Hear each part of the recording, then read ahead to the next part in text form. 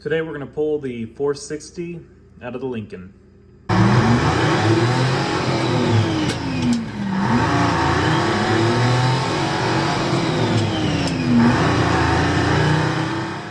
This is, I think, as far as we're going to strip down the engine with it on or in the car. I could go ahead and pull the water pump and all that, but I think we're just going to do all that when it's on the engine stand. Kind of leaves it sort of sealed up. I guess if I wanted to give myself some room in the front, I could knock off some of that, pull the crank pulley and water pump, and that would shorten it and give us more room here. But I think we got plenty of room, and if we run into issues, we can always take them off pretty easily. So I think I've got everything top side disconnected, except for like motor mounts. I'm not sure which. I think those may be easier to get to underneath, but hoses, wires, all that stuff, all disconnected. Ground wires, coil, wiring harness, all that stuff is just laid out of the way. Keep in mind when you're doing these things, you don't necessarily need to remove something from the car. You just need to remove it from the engine, like our AC compressor tied up out of the way, and that leaves the AC system still sealed up. So we didn't have to take the compressor off, we just need it out of the way. Heater hoses laid out of the way, wiring harness and coil still connected to the harness. I didn't even unplug the coil. It's just all sitting over there out of the way. So that's kind of how I do things. Makes things easier to me. I could have done the same thing with the alternator, set it out of the way, but I just got it out because I do plan on doing some kind of cleaning in here, and I didn't want to get the alternator, pressure wash the alternator. So I plan on cleaning this stuff up and painting in here while I've got the engine out. Not full restoration or anything, but just to make things look a little nicer, I guess. Or, well, not even really to do that, just to kill rust is the main reason. So I kind of had regretted not painting this cross member that the radiator sits on, because it's pretty rusty and pitted. So now's the time we're gonna circle back and do that.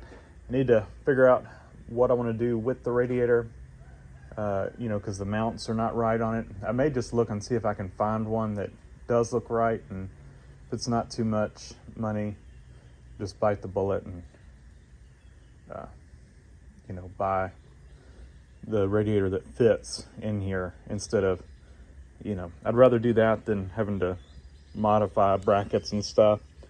The other thing I guess I could do is take that one and I don't have a way to weld aluminum, take it somewhere and get new mounts welded on it. But I think by the time I did that and paid somebody to do that, I could probably buy a radiator. That one wasn't that expensive. Anyway, so now I'm gonna go ahead and jack the thing up. I'm gonna get up under it. We're gonna start undoing everything from the transmission. Goal is here, I don't know if I said it before, we're gonna pull the engine and transmission together. I'm gonna go ahead and get this thing jacked up. While we've got the engine out, I'm gonna replace the control arm bushings. They are right there, and I could just sit in this engine bay, change those things out. So it's the time to do it, and they're shot. So I've got a lot of parts to order. I've already picked up on eBay upper and lower ball joints, because if we're doing all this, the ball joints seem tight, but the boots on them are just shot. So I think if we're gonna have to split the ball joints to do other things on here, to do control arms and stuff. So I'm planning on buying every front end suspension bushing. We're not gonna do tie rods, anything like that. They're all tight, and the boots are good on them. So tie rods are gonna stay unless I find one that's bad, but the control arm bushings are getting replaced. So it's got a clunk in the front end, and I think it's the control arm bushings over here. I think that is rubbing. You can see shiny metal. I think it's been, yeah. Anyway, All right, let me get busy. We are done underneath it for right now, so I'm gonna let it down and push it out of the shop and clean up my area and get the engine lift out, just do a bunch of cleaning in the shop. I don't know if I'm gonna get to pulling the engine today. I would like to, because I'd like to be able to, while it's out of the shop, I really don't have to be pushing this thing in and out a bunch of times, but yeah, anyway, everything's undone that I can see. Ground straps, starter wire, hoses, speedometer cable, all that stuff is undone. Transmission cooler lines. I even took the vacuum line off the modulator. I mean, it would have came out with it all, but I took it off anyway. Kick down, shifter linkage, all that, drive shaft, engine mount bolts. So on these, the engine mount bolts to the frame, but the engine mount itself cradles the frame. So you can pull the bolt out and the engine will sit there. So it's just sitting there. And because I'm gonna be backing this thing in and out a few times, tie wrapped my speedometer cable and I pulled the gear off, wrapped it and put it in one of my bags. One of my parts bags, because I didn't want to get it messed up. And then, like I said, this is up. I had to take this brake cable off because it goes through the cross member, and we now have it sitting on top of the cross member. But went ahead and hooked it back up over there because it keeps it from dragging the ground. And then, yeah, I took some paint and just painted into that so I can see where my bolt was. So I'll have my linkage adjusted perfect the first time. You can see exactly where the bolt was. Like I said, transmission cooler lines are down. There's a bracket that bolts to the engine block. That is undone. And we just kind of went over this with a fine-tooth comb looking at everything. If you don't have yourself a set of tail housing plugs, they are worth it. I think this is a Lyle set. Picked it up on Amazon. I think it was like $13, and it has like 6 or 7 of these, and they're double-ended. This one's got 3 steps on it, so you can just put, well, I guess that's solid, so I guess it doesn't have 3 steps. Anyway, it'll work on a variety of different transmissions, but it keeps that tail housing from dripping. And especially once we start pulling this thing out and we dip the back end of the transmission down, if we didn't have that, it would just puke fluid out, and I probably should have just pulled the pin and drained it, but yeah, I'm just going to do that when it's out. It's easier to work on out of the car. And you can see, whoa, you're close. There's that bracket on the, I'm going to have to get y'all back. There's that bracket on the frame. Cross member's just sitting on it, not bolted. And yeah, so I'm gonna get this thing out of here, clean up the shop, and we may pull this, we may not today. I don't know. It depends on how much time I have after I get this thing cleaned. Probably not gonna have time to do it today, but we'll see. I would love to get it out today, but it just may not happen. I got a lot of stuff to do. Yeah, I forgot about this issue, but I remember now. It's too short. Can't crank the handle, so yeah. Or else we need to make it to where the back chain is shorter to get that thing, or the front chain shorter. We do that real quick. One of y'all help me? Ah, what a mistake. Instead of shortening that, I mean, I could shorten it anyway, but I should have added a link or two there because I can't adjust it. So we're very tilted. And I also should have drained the transmission because I forgot about the speedometer cable hole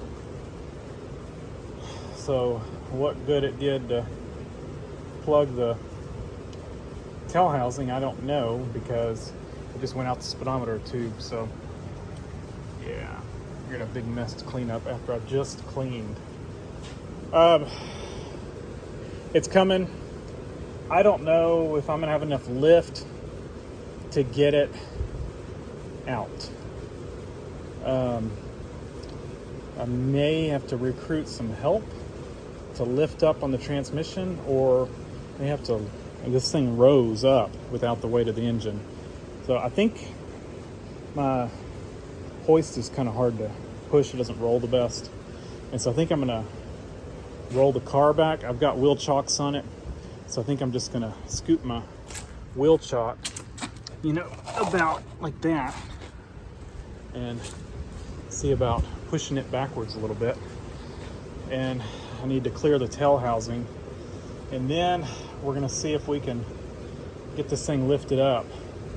I think it's pushing down. I think it'll level out a little bit once we get I think the tail housing is pinned, and once we, I'm hoping it'll level out a little bit, but we'll see.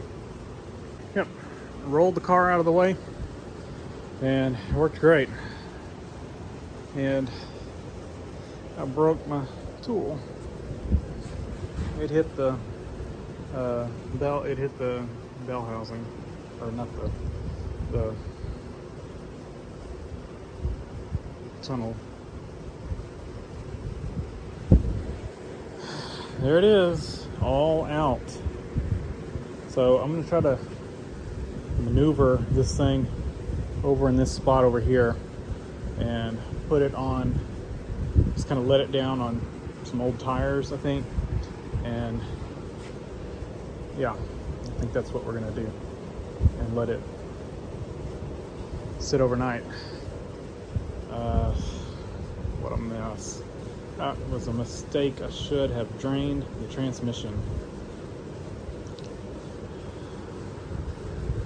All right.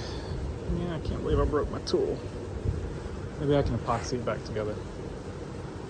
All right.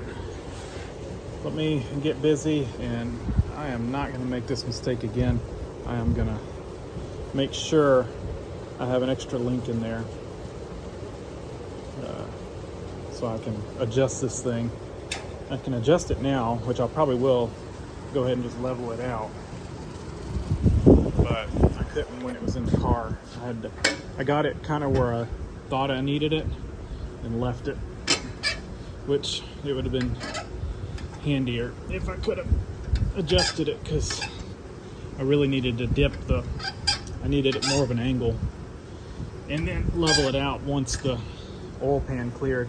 I tried to take the pulleys off, give myself a little bit more room in front of the core support. Man, this thing's not wanting to roll with this engine on here. It's heavy.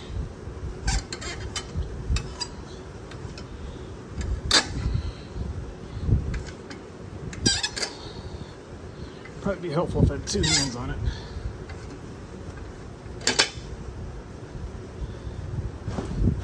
Yeah, it's good enough. All right, I'm gonna try to push this thing around and tuck it in over there, remove our jack and everything. Like I said, I'll put it on some tires for now. Oh man, I am burnt out today. It is hot. So that's it. We've got the engine out. Next video, we'll get the transmission disconnected from the engine, get the engine up on the engine stand, and start our disassembly and see what kind of shape this engine's in. So thanks for watching. Leave a comment down below, hit the like button, and subscribe for more.